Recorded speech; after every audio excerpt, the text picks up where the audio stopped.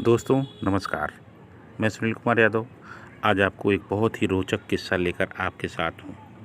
दोस्तों, आपने विंबलडन जैसी प्रतिष्ठित प्रतियोगिता का नाम सुना होगा। विंबलडन टेनिस का ग्रैंड स्लैम प्रतियोगिता है और वर्ष की होने वाली 4 सर्वश्रेष्ठ प्रतियोगिताओं में से एक है। विंबलडन टूर्नामेंट इंग्लैंड में खेला जाता है। आज मैं जो कहानी सुना रहा हूँ, एक ऐसे खिलाड़ी की सुना रहा हूँ जो विंबलडन के फाइनल तक पहुँचा, विंबलडन का फाइनल खेला और फाइनल में हार गया, लेकिन वह खिलाड़ी एक कातिल बन गया। तो आइए चलते हैं वीडियो की तरफ। विंबलडन टूर्नामेंट, जैसा आप सभी जानते हैं, इंग्लैंड में खेला जाने वाला टूर्नामेंट है और वर्ष के 4 टूर्नामेंटों में से एक है। विंबलडन टूर्नामेंटों में आपने देखा होगा कि ग्राउंड पूरे खचाखच भरे होते हैं और लोग आइसक्रीम खाते हुए, स्ट्रॉबेरी खाते हुए इन मैचों का लुत्फ़ लेते हैं। दोस्तों, यहाँ टेनिस का लुत्फ़ लेने वाले कुछ लोग अच्छे भी होते हैं, कुछ बुरे लोग भी होते हैं, लेकिन एक जो फाइनलिस्ट, जिसकी करतूतों ने उसका पूरा करियर बर्बाद कर दिया, अपनी करतूत के कारण यह शख्स जेल में बिता, इसको अपना जेल में जाना पड़ा। और यह शख्स जो था वह एक आयरिश सामंत का, जो आयरिश सामंत थे उनके दूसरे नंबर की संतान थी। इस खिलाड़ी का नाम था Thomas Saint Leger Goold. Thomas Saint Leger Goold जो थे, जो और विंबलडन के फाइनल में पहुंचे थे। गोल्ड एक बेहद ही शानदार खिलाड़ी थे और वो बैकहैंड बहुत अच्छा मारते थे।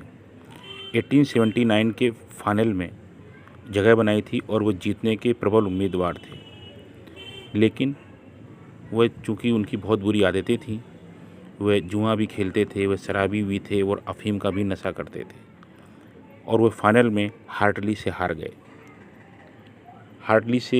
वो हार गए। हारने के बाद वो बहुत ज़्यादा शराब पीने लगे और अफीम के आदी थे ही थे।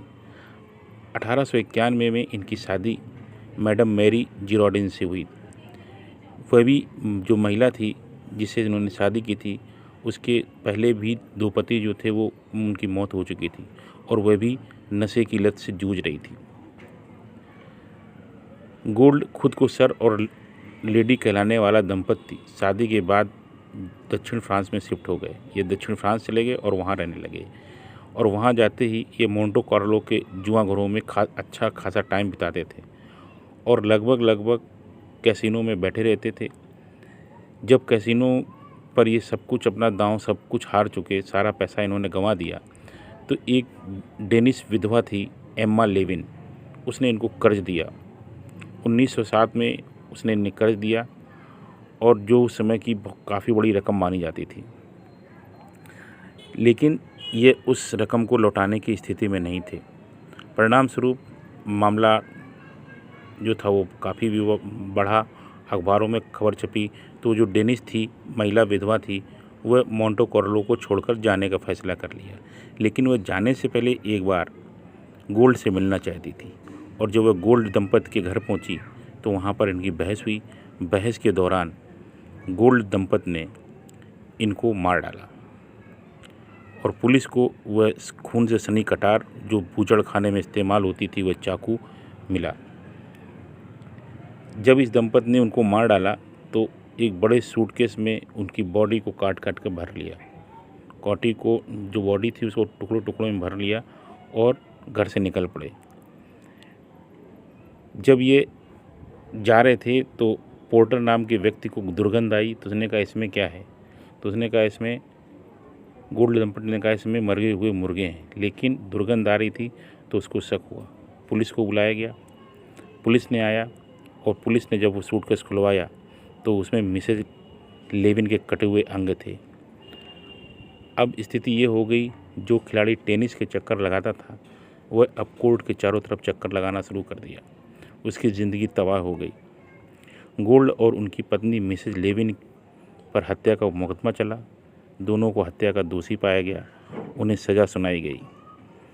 पत्नी को मौत की सज़ा मिली और उनका सिर धड़ से अलग करने की सज़ा सुनाई गई, लेकिन मोनाको में इस काम को अंजाम देने वाला कोई जल्लाद मौजूद नहीं था, इसलिए उनकी सज़ा को उम्र कैद में बदल दिया गया।